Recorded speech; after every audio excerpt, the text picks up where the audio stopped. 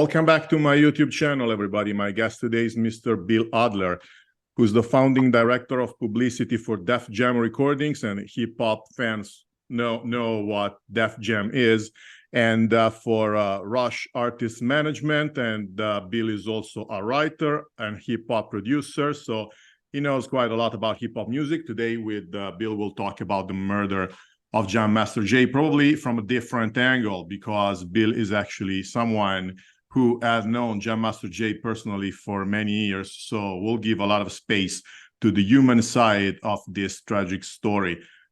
Thanks for your time, Bill. Thanks for joining me today. Pleasure. Thank you. Well, I made a very brief introduction about who you are, but you did so many things. You're such a big guy in your industry that probably is better if you say something about yourself, like just to give a glimpse of your background.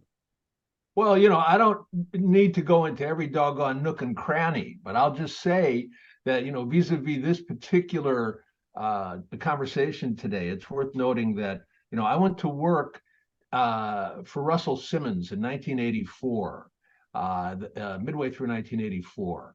And at the time, there were two companies under one roof. You know, Def Jam Recordings was just about to get started, and Rush Productions, which was later known as Rush Artist Management, was also a company that Russell had been running for years. And that was an artist management company, and it included Run-DMC, among other artists. And I mention it because Run-DMC did not record for Def Jam, and neither did Houdini, and neither did, you know, we ended up managing, you know, EPMD and Eric B. and Rakim and Big Daddy Kane and De La Soul, among, you know, others. And none of them recorded for Def Jam either, but Rush managed them. And so I worked with all of those groups. And then whatever, in 1987, you know, I published the first edition of the biography of Run-DMC, and I reissued it in the year 2002. And, you know, that happened to be, you know, a golden era. You know, I worked at Def Jam and Rush for 6.5 years. No, it wasn't. It was for just about 6 years. And it was a really, really rich period. And I'm grateful for the opportunity to have done anything. I'll say this also, for what it's worth. The company was very small when we got started. And Russell is a brilliant guy, but he's not, you know, a conventional, you know, corporate type. And he didn't impose any much of a corporate structure on the company. And so, you know, he and I vibed, and he invited me to come work with him, but he didn't have any idea about what I was supposed to do for him. And so after a couple of weeks, you know, after I sort of got the lay of the land, I told him, I said, look, Russ, you've got all these wonderful artists here. You're having a lot of success, but you don't have anybody on the premises who's doing publicity for you. I'll do that. I'll be your director of publicity. And he said, okay. And that's how I got started. And that's how it got started. Okay, so first off, as I said in the introduction, you had known Jam Master Jay, and actually all the three of them, for a very long time. So what are your recollections of Jason Mizell, better known by his stage name, Jam Master Jay, as a person? What was striking about him? You know what? Jay was a very cool, calm, and collected guy. You know, Run was more emotional. And D was kind of paired up with Run, at least in those early years, you know, and the two of them were rappers. You know, Jason was a DJ, although I will note that Run got his start as a DJ too. Before he started recording, he would DJ for Curtis Blow in performance, because Russell, his older brother, was already managing Kurt. But, you know, Jay was you know, a music lover. He'd been you know, a musician. I think he played guitar and bass before he started playing turntables. And he was great on stage, and he loved the music, and he leaned towards, you know, he picked up a lot of production technique as time went on. And, you know, he never had beef with anybody. Very cool guy. Well, let me ask you something else that you've partially already answered. How did you call them? by their first names or by their stage names? Because you referred to Jam Master Jay as Jay, but then you said Run and you said D. How did you call them? You know what? We called JJ. Run mostly we called Joe. His given name is Joseph. Russell calls him Joey. We called him Joe or Joey. That was it. And D is just short for Daryl. You know, nobody bothered to say DMC in conversation with the guy. He's always been D. Okay. And one thing we don't get from afar, I've been a fan of Run-DMC since the beginning, since I was 6 years old, probably. One thing that we don't get from outside is, were they friends? Like it seems from the stage. You know what? They all grew up more or less together in Hollis, Queens. And so, yeah, they were friends in the neighborhood ahead of time. And, I'm trying to think, Run and D knew each other going back at least to the 7th grade, which is when they're, 12, 13 years old. And so they were close from that time. And they certainly began rapping together just to amuse themselves before they started to record. And Jason, they weren't as close to Jay right away, but the scene, there was a hip hop scene in Queens that goes back a long ways. And what would happen is Run and D would go and, a DJ would set up in the park, on a basketball court. And guys would take the mic and rhyme. And Jay was one of those guys who'd be the DJ when that was going on. So that's how they met Jay. And, so Run and D made, their very first single. And, pretty soon it's time to go out on the road. And when that happened, they pulled Jay into the group. So. Well, when he was shot, I think it was a shock to everybody because memories of the murders of Tupac Shakur and the Notorious B.I.G. were still very fresh. But this was a totally different story because Jam Master Jay was not a gangster rapper. So what did you think when you heard that he got shot for the first time? Well, listen, let me say something else. First of all, just because, a gangster rapper wrote and rapped stories about crime doesn't mean that, any of them had in fact been criminals, prior to rapping. And, also, it doesn't mean that any of them needed to get fucking killed for the work that they did. But having said all of that, Jay's murder was utterly, utterly shocking because there was nothing that gave any hint that something like that would happen. There was nothing in his career, nothing that, most of us knew about what he was doing. It seemed entirely random. It was horrifying. Well, I agree. I had exactly the same reaction, even if I was and I'm still am on the other side of the ocean. So the solution to this case seemed pretty obvious since the very beginning because eyewitnesses recognized this guy, Tinard Washington, but the investigators took like 21 years to charge him. How come? What do you think happened? None, very typically, there's a kind of a rule in the hood, which is you don't snitch. You don't talk about your knowledge of crimes committed by your friends and neighbors. You just don't. And so, that custom was in effect, for decades with regard to this case. And it's not just the no snitch rule that kept the people on the premises quiet.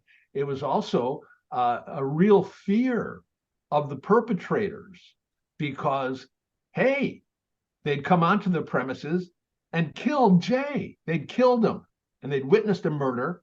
And there's no reason for anybody, somebody else on the premises who in fact wasn't killed to, open up to the cops about who the perpetrators were, because, why not be fearful for your life at that point if you talk to the cops?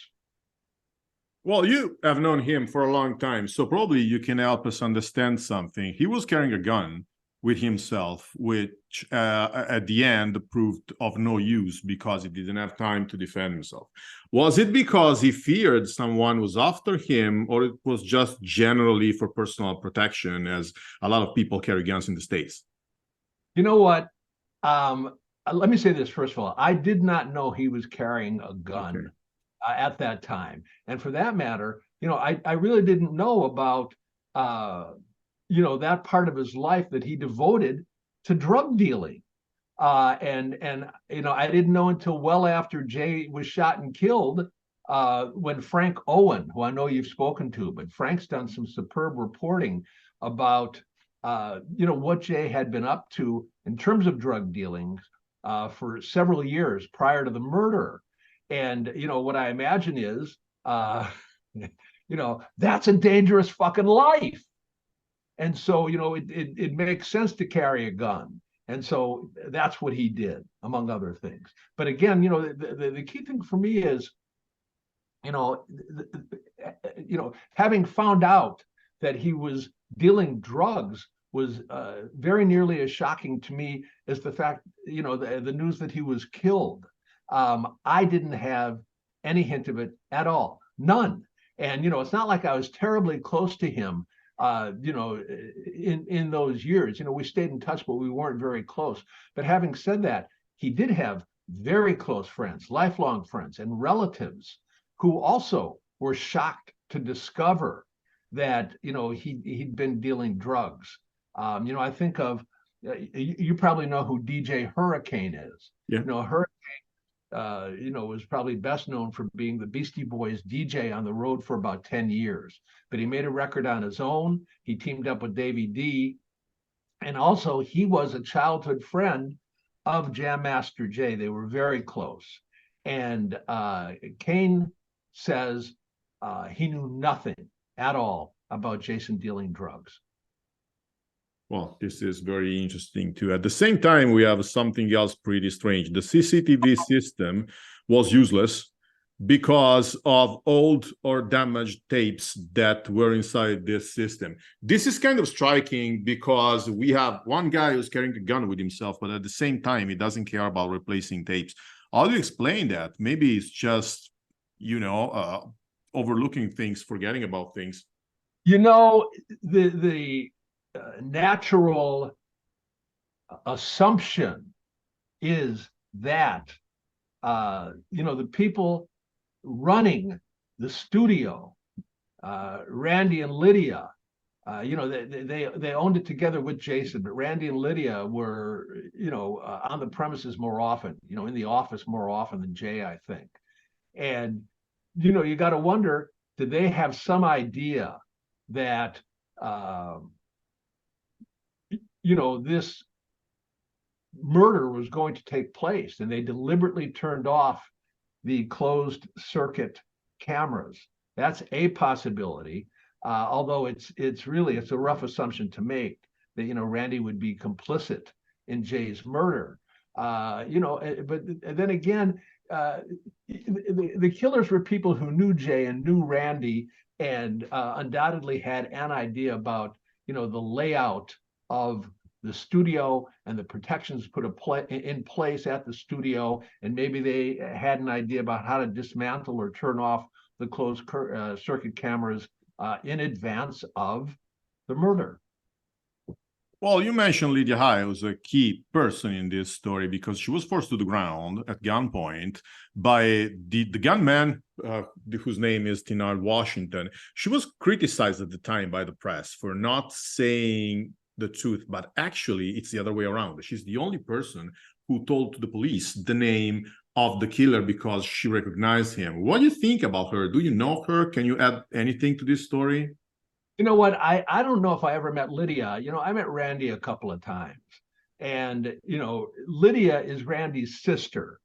And, the two of them, worked together with Jay, for decades. And I to the extent that Lydia cooperated at all, yes, it's to her credit.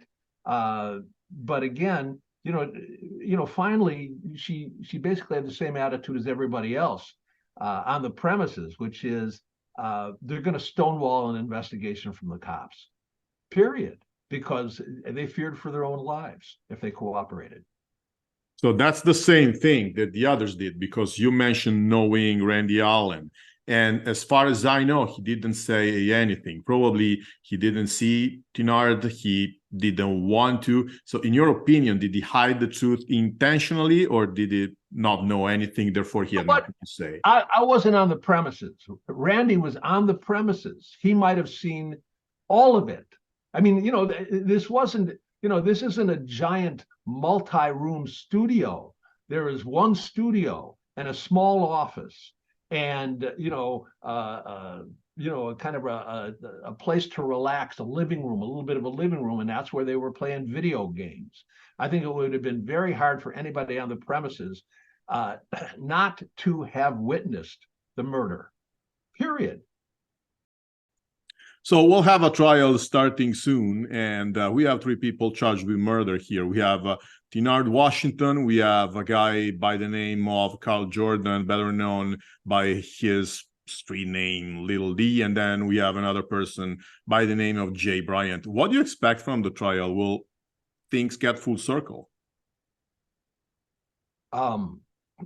I hope justice is served. I hope that the police did a thoughtful, serious job,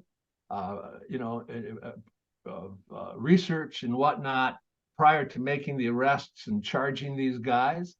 And I hope that the prosecution is able to make the necessary case and find these guys guilty. And I think, probably that's the way, any decent person would feel. Jason was killed in cold blood, and his killers, basically walked free for, 20 years up until this moment. What do you think the lawyers will do to try to protect their clients? I don't know. I do think, I don't know about the third suspect, but I know a little bit about Little D and Tenard. And, typically, one of the guys is going to say the other guy did it. As best as I know in the present moment, it wasn't Tenard who pulled the trigger. It was Little D. And we'll see what happens. I mean, I think the cops are going to try and make the point that this was a conspiracy involving at least these 2 guys, and they're equally culpable, and they'll probably receive very similar sentences if they're found guilty. Well, in the very first days, if you remember, there was another theory that was proposed, according to which a friend of Meisel's by the name of Curtis Schoon hired a shooter to kill him because of an unpaid debt. Do you know anything about this story, which was disproven, but still, do you know anything? I don't, but it sort of speaks to, Jason's, let's say the fullness or the completeness of Jay's life. And, part of it is, just kind of growing up in the hood. Hollis, Queens was, a working class / middle class neighborhood. A lot of the folks who were there had moved from the Bronx, and the Bronx was a lot rougher and, more of a ghetto. So it was, Hollis, was and remains, a relatively bourgeois neighborhood. But having said that, that's just how it is on the block. If you walk off the block to the street corner, right? On the corners, street culture thrived. And so, you could, here, ready? DMC used to go to a Catholic high school. And at the school, they made him dress a certain way. And when he came home from school, he kind of scurried home altogether, and he changed out of his Catholic school clothes because they just weren't cool. In fact, he was sort of a target. He'd be considered a kind of a punk or a softy for wearing clothing like that. So he went home and he changed into streetwear, and then he could walk to the corner and, drink some beer with everybody else and talk shit, and he'd be all right. So it's just a way of saying that you would know, you'd know all sorts of people in the neighborhood, and some of them held down respectable jobs, and some of them had college educations, and some of them might have been you worked for the police force and on, but there also were there were drug dealers and folks who were involved in other kinds of crime, and it wasn't remarkable. These folks were just kind of built into the community as well, and so you would know a range of people. So Curtis Schoon, so Jason was kind of like that. He's friends. Listen, Jay was friends with Randy Allen going back to high school at a minimum. And, the story, one of the stories I tell in the books is a story that Jay told me, which is he and Randy used to rob people's houses when they were high schoolers. And Jay got caught doing it one time. Somehow, Randy skittered away, but Jason was arrested by the cops and sentenced to 3 months maybe in a juvenile jail facility as a high schooler. So that gives you an idea of, his closeness to criminal activities, even as a kid. But the story he told me at the time was that he learned his lesson. He says he came home from this jail facility, and his mom said, how'd it go? How are you? And he saw Ma, he says it was no big deal. And his mother started to cry because he just shrugged it off and seemed to have basically learned nothing.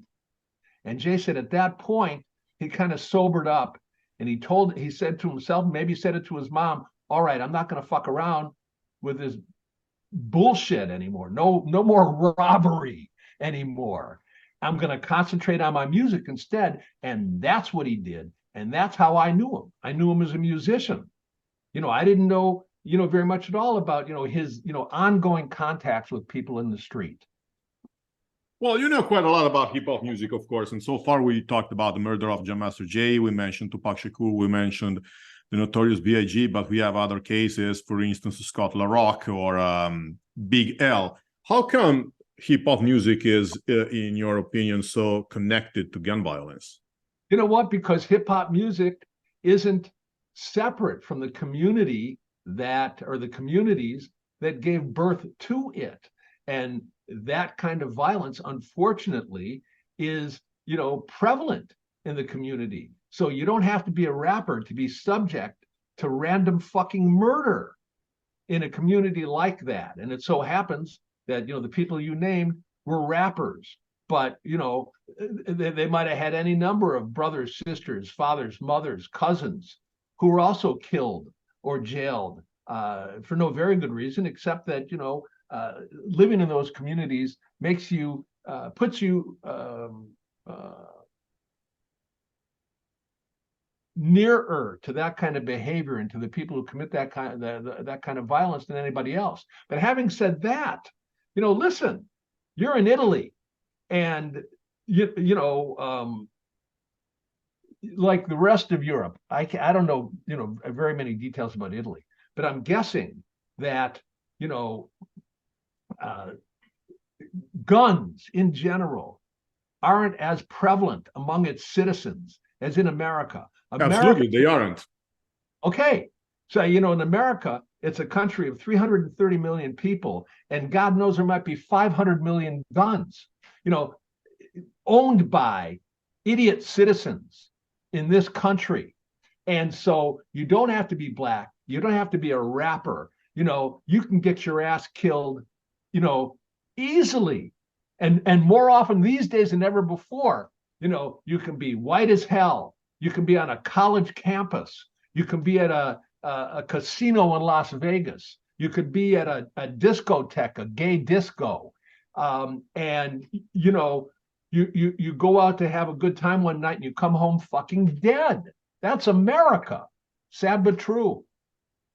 You're unfortunately right. Okay, so we talk about murders so far. So let's talk about something funny now. I know that I have this CD here that contains the track Christmas in Hollis by Run-DMC. And I came across your name a few days ago while researching for the history of that song because you are one of the producers. Can you tell us what's the story behind Christmas in Hollis? Yeah. I'm obviously I'm a music lover.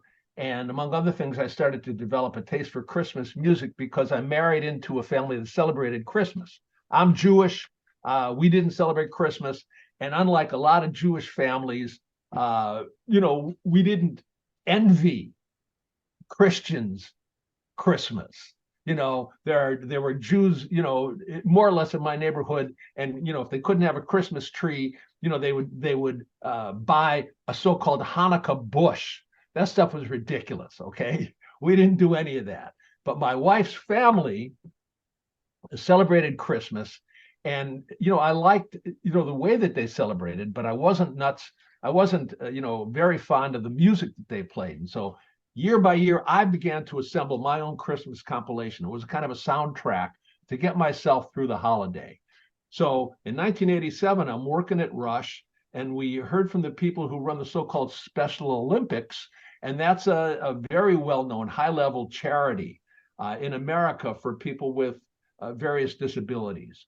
And the idea was that they would put together a benefit record, for the Special Olympics. And they reached out to people like, Madonna and U2, and I can't remember who all else, but, really top-ranked pop stars. And then somehow they also reached out to Run-DMC. This is 1987. And it's the kind of, request that would fall into my lap at the time because, Russell Simmons and Leor Cohen, who were, they were running the companies, and there was no money in a charitable effort. And so, they didn't mess with it too much. They let me take care of it. Our guys would do these kinds of things for publicity purposes. So I was very, very happy to get this opportunity, for Run-DMC to get this opportunity. And it occurred to me that they should write their own song. And the thing about Run-DMC, one of the sources of their success is that they didn't pretend to be from the Bronx. They stood up for their own neighborhood and for their own city. They stood up for Hollis, Queens, and they wrote about Hollis. And that turned out to be tremendously influential, in terms of, the spread of hip hop globally. If you love rap and you decide, let's say, you're 6 years old in Italy and you're listening to Run-DMC and you decide you want to be a rapper, okay? If all you did was make, your kind of version of Run-DMC's records, you were fucked. It wouldn't go anywhere. By the time you're 6 years old, people really began to understand that wherever you are, however much you love rap music, if you're going to make some of your own, you have to put your own stamp on it. And among other things, if you're in another country, you'd better be rapping in your native language, okay? And the start of that kind of thinking begins with Run-DMC from Queens, not the Bronx. And with all of that said, again, given how much that they'd already written, how often they'd name-checked Hollis in their songs, I suggested to them, I said, fellas, why don't you write your own song? Let's call it Christmas in Hollis. And Run liked the idea, and D liked the idea, and they both wrote their rhymes, right? And so then I met them in the studio, the so-called Chung King studio in downtown Manhattan. And, Run and D, really I was going to meet with Jay on that day.